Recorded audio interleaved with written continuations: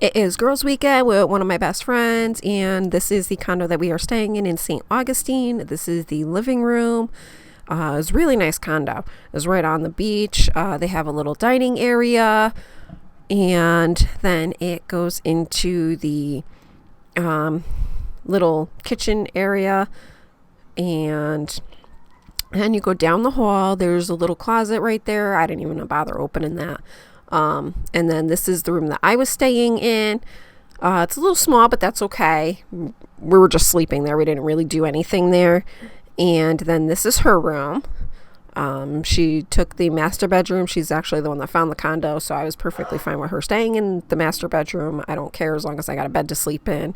And this was her bathroom that she was attached to her room. And then they had very nice decor. And then this was my bathroom. All my stuff is in there. It's lived in. You know how I do. Nice little small condo.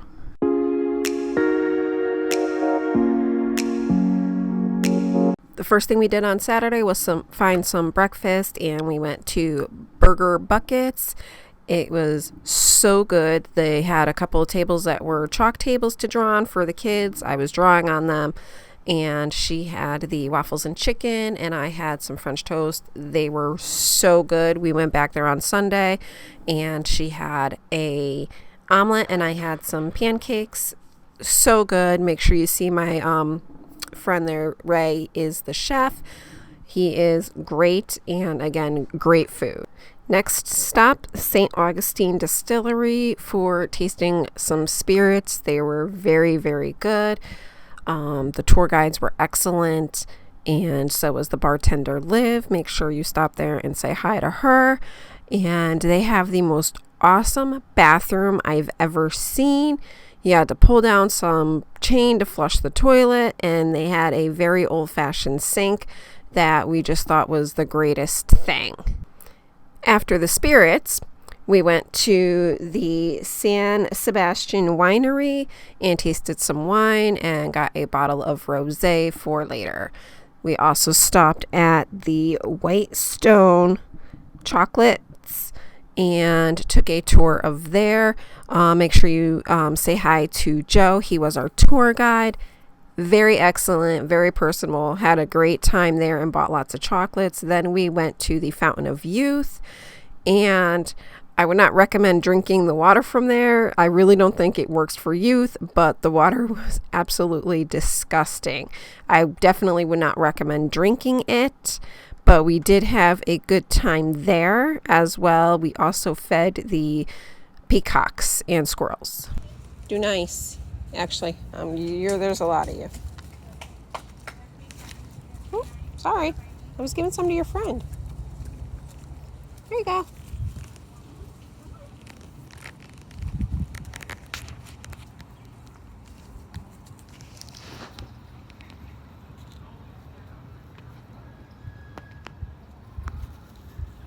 You're a big one. He took it off my hand. Oh, did he? Oh, we got to do this again. Where did he go? He's hiding and eating. I don't know where he went, but he took it out of my hand. He just came up and put his little feet on my hand and took it. He wants to. There's the one. Come here. There he is. Come here, baby. Look at him. Oh, I got it. Aww. And here is our little squirrel friend that she made, who was eating the nuts right out of her hand. Well, at the Fountain of Youth, we checked out the replicas of the Native American village that they had set up there. I thought it was pretty neat, as I am part Native American, not from the same tribe, but I still have a huge interest in it.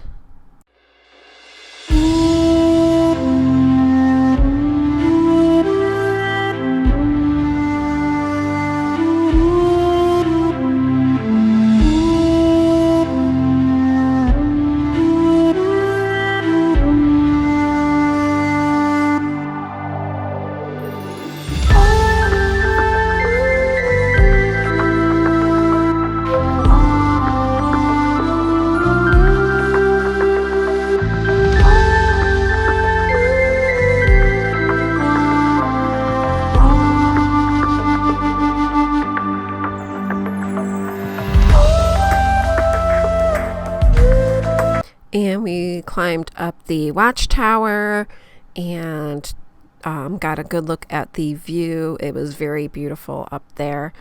And we did that just before we went in, saw the last cannon fire that they were doing for the day, which was pretty neat as well. And I do have video of that coming up for you after this clip.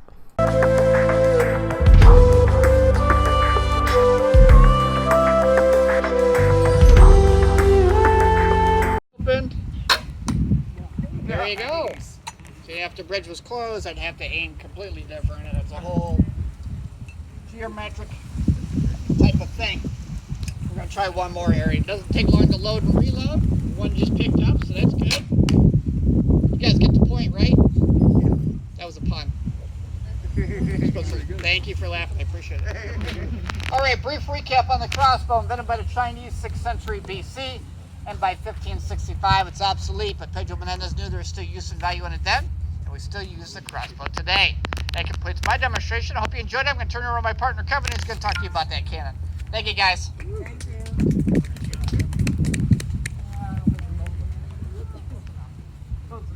Hey, guys. Good afternoon to you.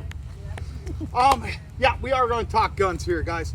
On either side of me, you're going to see these cannons mounted on these concrete pillars. Those are muzzle-loading cannons. Meaning that when you operate the gun, the loader, everything's coming down from the front of the barrel. First thing goes in is a nice big bag of powder. Then you're going to have wadding, cannonball, ram it all to the breech of the weapon in the rear. And then on top of the barrel, you're going to have a hole. It's called a vent hole. Fill that up with a priming powder, touch it off with a match. You have a nice big kaboom. Reloading takes about a minute, and it's the same process at one step. See that stick with a sponge on it?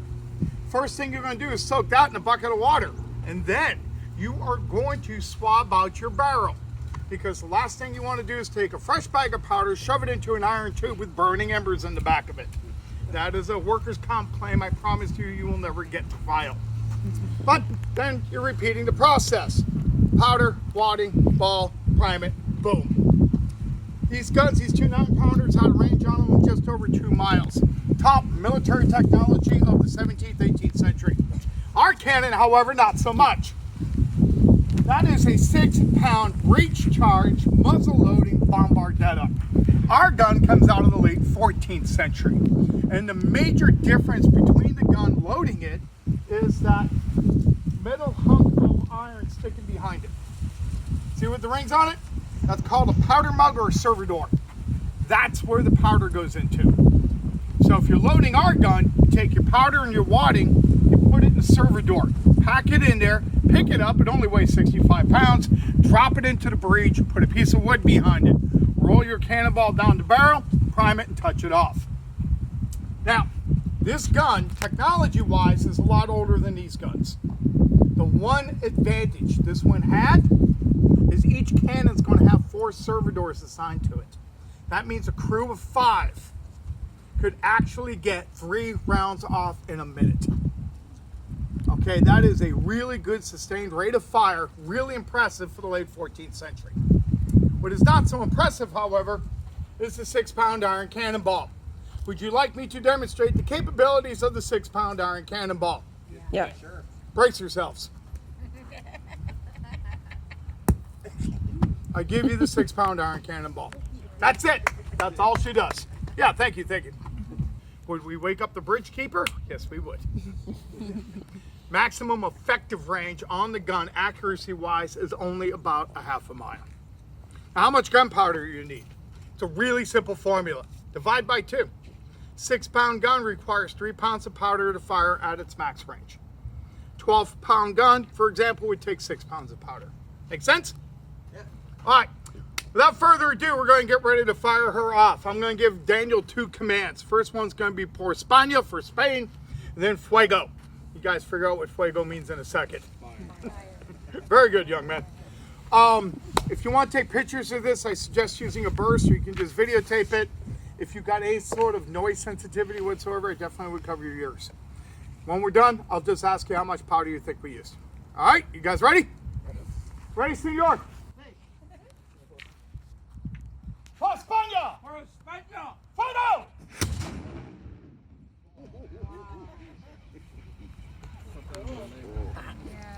They pay us for this. This is like our job. It looks so good in my resume. That night we stopped for some drinks at Prohibition Kitchen and No Name Bar and met up with some pirates. The next day we got breakfast and then we stopped for some homemade donuts and then went to the Castillo de San Marcos and then we went home. Thank you for watching my video. If you liked it, give it a big thumbs up and don't forget to subscribe and hit that notification bell. We'll catch you in the next one.